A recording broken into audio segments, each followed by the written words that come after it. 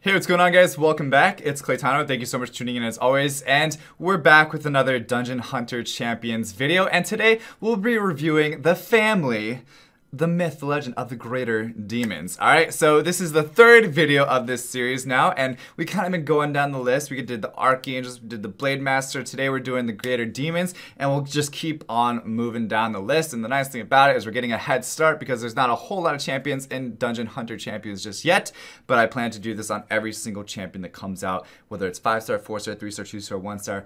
Doesn't matter. All right, so we're going to start things off with the Fire Greater Demon. Basically, what I'll do is go over the skills, how to gear it, and then move on to the water one, the green one, and so on. And then tell you guys where to actually use it and where they're best at, and kind of give you guys some sort of direction on how to use it. All right, so let's do Vargor, okay, the Fire Greater Demon. All right, so they're all gonna have the same basic attack, which is Ball and Chain. Now, this basic attack is actually super strong, okay? It basically, all you gotta know is that it stuns just on the basic attack. So it has a chance to stun, okay? Periodically, this attack deals bonus damage and stuns the target. So that alone is pretty crazy. I think that's one of the most OP first skills that's actually in the game right now for Arena. Now, most of these units you're probably going to be using for Arena defense. I would say you could probably use some of them on Arena offense in certain situations, but mainly all of the greater demons are going to shine on Arena defense mostly, okay? Now, as far as the first skill for Vargor, it's going to open the maw in his stomach, devouring the enemy's buffs and transforming their energy into a demonic shield. So basically what that means, it's stealing the buffs from the opponent or enemy, and it's turning that into a shield on himself. The more enemies hit, the stronger the shield, and bonus damage is based on max HP. So you're doing damage based on max HP, you're stealing the buff, you're putting on a huge shield, and the more people you hit, the better it is. It's pretty crazy, all right? So the second skill is Dredge. This is going to be that chain thing. He's like, get over here, come here. You know, he does one of these and then hits you with that chain. It's going to immobilize you and stuns if an enemy is dragged into a wall. Okay, but immobilized, they still can't move. They can still use their, attacks if they're close enough or if they have a range, but they if they get dragged into a wall, they get stunned and they can't move or do anything, obviously, right? So that's pretty cool. And that's also super sick in 5 vs 5 PvP, guys. I would say Vargor is one of the best support units or tank units or just units in general for 5v5 PvP. I've been playing a lot with my team and I paired the Vargor with my light TK, light timekeeper, and it's like GG. Like, we just run through a lane and it's so fun. So yeah, guys, if you have one, definitely use it in 5 vs 5 PvP. It's amazing. All right, now Havoc is the third skill, smashes the ground, dealing damage to enemies in a huge area, bonus damage based on max HP. So the more HP you have, you do more damage. All right, and the skill cooldown reduction time of ally champions is reduced by 20% with its I always get caught up on this. It's what's it called? The leader trait. No, synergy trait. I always like forget what it's called. I'm just gonna call it the leader skill maybe from now on. Anyway, so that's what it does. And for how you're gonna build it, okay, let's think about it. So pretty much everything does damage based on max HP for the most part. 2 of the skills, I guess, do damage based on max HP. So let's build it with a lot of max HP. I would say HP shoulder pad, HP glove, and HP bracer, all HP percent, by the way. And I would say most of these are probably going to be built the same way. Most of the greater demons are built the same way.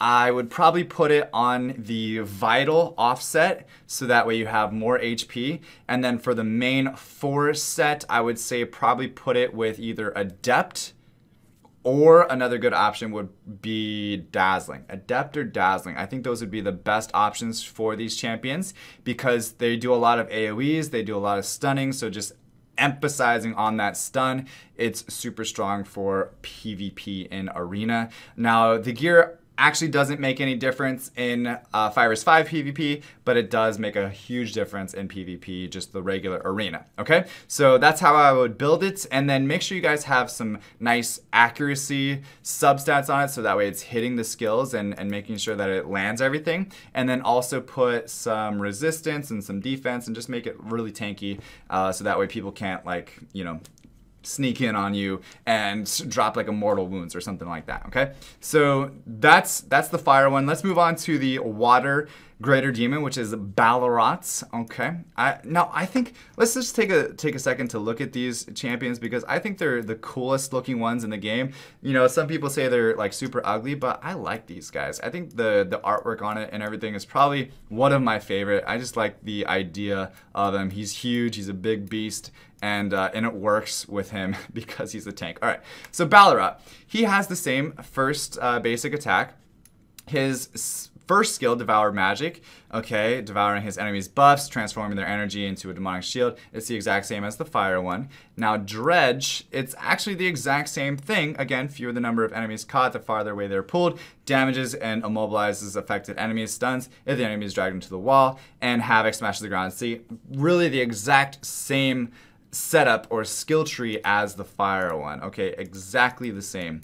No differences, and so you're going to build it really the same way. It just can't be used for 5v5 PvP, but it can still be used for a really, really nice arena defense units, okay? Now, Gorga Lon, this one I would say is probably like the weaker of the three of the regular elements. I want to say that, yeah, I was just checking again, Balor, everything is exactly the same. Devouring his enemies' buffs. So sometimes people use these in Steel Widow to remove the buff from the boss. I would say you can do it without using these guys, and then you can put on some like other units that have more dots and stuff, like the Nagas. But some people have been known to use these for Steel Widow if they happen to get one really early game and they just need that extra buff removal. But Gorga Lon, on the other hand, he doesn't remove any buffs. So his first ability is the same thing, but his first skill, Drain Essence, it doesn't, he just opens the maw in his stomach, consuming the souls of his enemies to restore his own vitality, so he still, I think, gains HP from it, and then damages enemies, lowers attack, and heals self for a portion of the damage dealt. So yeah, the more damage he does, the more he heals himself, but he lowers the attack, which is pretty nice. And then it's just not, it doesn't remove the buffs. So keep that in mind.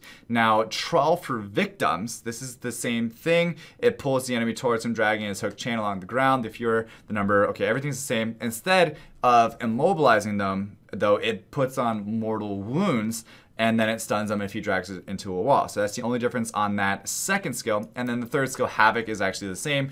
Deals damage to enemies in a huge area, bonus damage based on max HP. Same leader skill as well. And I would say the reason why this one's not as good as the other two is because it doesn't have that buff removal ability, and then it has mortal wounds, which is nice, but it's just not the same as the immobilization. So maybe this one actually might be better on like arena offense.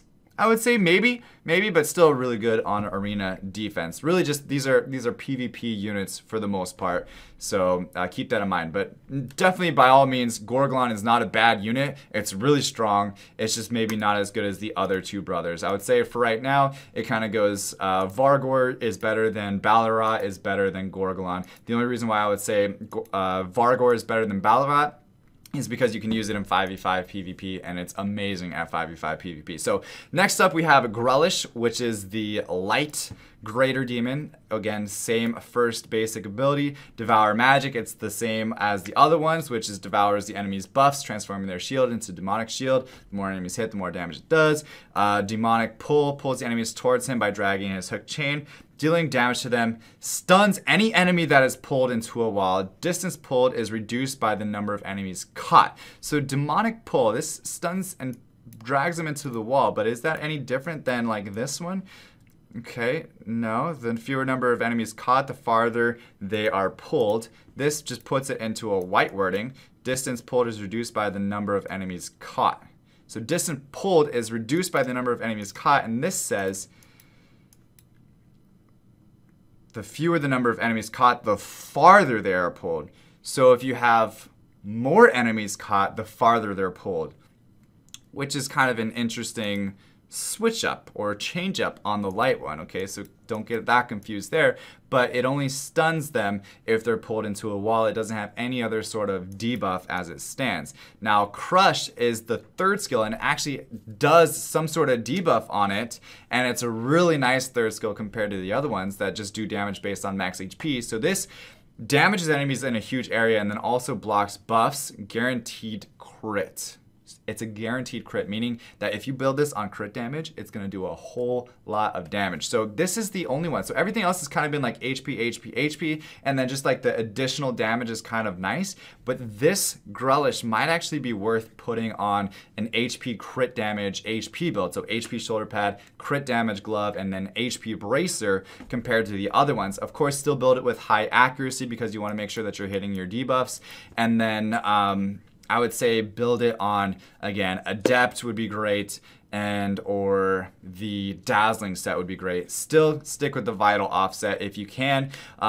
If you have more like HP subsets rather than accuracy subsets on your gear though, you can also put Precise on it. It still works just the same. I would say don't really worry about crit rate just because you mainly want that crit damage there to do like a huge amount of damage on that third skill, which is the Crush, okay? Plus the blocks buffs, it's really, really, really nice, okay? For the dark one now, Stargoth, I would say this is one of the best units in the game, let alone best units out of all the greater demons. And the reason why is because he does a couple things, okay? So the Ball and Chain, it stuns, again, on the first basic attack, but his first skill is the same as the green one, but it's not bad, okay? It damages enemies, lowers attack, and heals for a proportion of the damage dealt, so it's still healing itself. But this, it has the same third skill, but then it has the same second skill as the fire and the water one, which is immobilize and stun, but then it has a blind on the third skill, and it does damage based on max HP. I would say this one is the best because of that blind, because it has the immobilize and stun on the second skill. It has a lower attack on the first skill just because you're not removing the buffs. You can have other units remove the buffs, but I think lower attack is a really nice ability to have, especially on arena defense, because you have a lot of people trying to kill you that are doing a lot of attacks. So if you lower their attack, it's gonna just it's gonna be more effective than you guys actually think to have that lower attack. And then again, same type of build, HP, HP, HP all the way for Stargoth. Adept would be really awesome, so that way you continue using his Drain Essence and increasing his own vitality, basically healing himself, and it's just super strong, okay? So I would say the ranking for the greater demons would be Stargoth, OP number 1. I would say the light one, OP number 2, then the fire, the water, and the nature one in that order.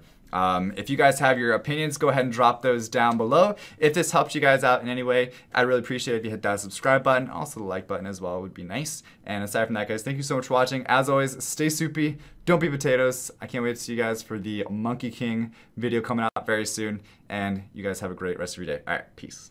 I run away.